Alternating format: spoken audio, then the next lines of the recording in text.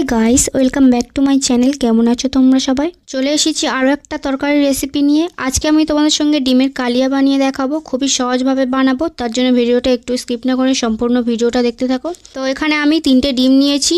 এখন ডিমটাকে সেদ্ধ করে নেব। তার জন্য একটা পাত্রে 2 গ্লাস পানি দিয়ে ডিমগুলোকে পানির মধ্যে দিয়ে সেদ্ধ করে নেব। তারপর এদিকে আমি 3টে মিডিয়াম সাইজের টমেটো আর পেঁয়াজকে একদম কুচি কুচি করে কেটে নিয়েছি। টমেটোর মধ্যে আমি 1.5 চামচ আদা রসুনের পেস্ট দিয়ে টমেটোটাকে ব্লেন্ডারে পেস্ট করে নেব। পেস্ট করার কারণে গ্রেভিটা ভালো আসবে, আর ডিমের কালিয়াতে টমেটো পেস্ট করে দিলে টেস্টটাও ভালো আসে।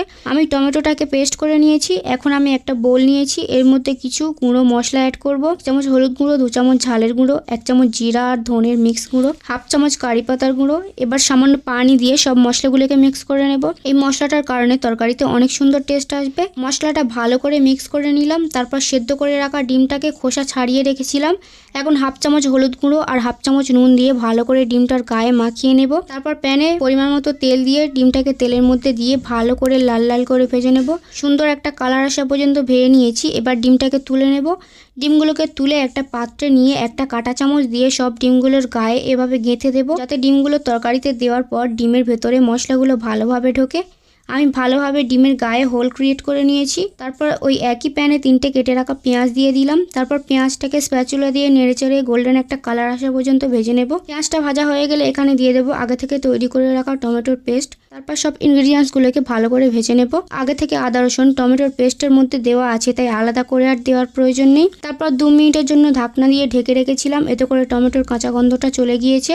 এখন একটু মিক্স করে নেওয়ার পর 2টো তেজপাতা দিয়ে আবার মিক্স করে নিচ্ছি, আর ঢাকনা দিয়ে ঢেকে দেবো 2 মিনিটের মতো। 2 মিনিট পর আবার মিক্স করে নেব। তারপর এর মধ্যে দিয়ে দেব আগে থেকে তৈরি করে রাখা মশলাটা, আর ওই মশলার বাটিতে পানি দিয়ে আবার দিয়ে দিলাম।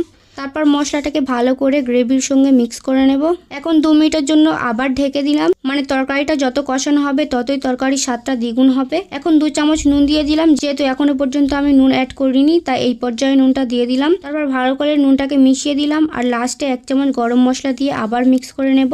চাইলে এই পর্যায়ে কিছুটা ধনেপাতা কুচিও দিতে পারো। আর ভেজে রাখা ডিমগুলো গ্রেভির মধ্যে দিয়ে দিলাম। ভালো করে মিক্স করে ঝোলটাকে একবার ফুটিয়ে নিলাম। ব্যাস তৈরি হয়ে গেল ডিমের কালিয়া। ডিমের কালিয়াতে আলু দিলে টেস্টটা ভালো আসে না, তাই আলুটা আমি দিইনি, তবে কেউ চাইলে দিতে পারো। এইভাবে ডিমের কালিয়া বানিয়ে একবার খেয়ে দেখবে, আবার বানিয়ে খেতে ইচ্ছা করবে। প্রতিদিন ডিম আলুর তরকারি খেয়ে আমার হাজবেন্ড তো ডিমের তরকারি করতে বারণ করে দিয়েছিল, কিন্তু আজ যখন একটু ডিফারেন্ট ভাবে ডিমের কালিয়া বানিয়ে তার সামনে দিলাম, সে তো বললো যেন তাকে আবার বানিয়ে দিই। তো তোমাদের কাছে আজকের এই ডিমের কালিয়ার রেসিপি কেমন লেগেছে অবশ্যই কমেন্টে জানিও। আর রিলেটিভদের সঙ্গে শেয়ার করতে তো একদমই ভুলবে না। আমার চ্যানেলে নতুন হলে চ্যানেলটাকে সাবস্ক্রাইব করে দাও, যাতে পরবর্তী ভিডিওর আপডেট সবার আগে তোমার কাছে পৌঁছায়। দেখা হচ্ছে পরের ভিডিওতে, ততক্ষণে বাই বাই।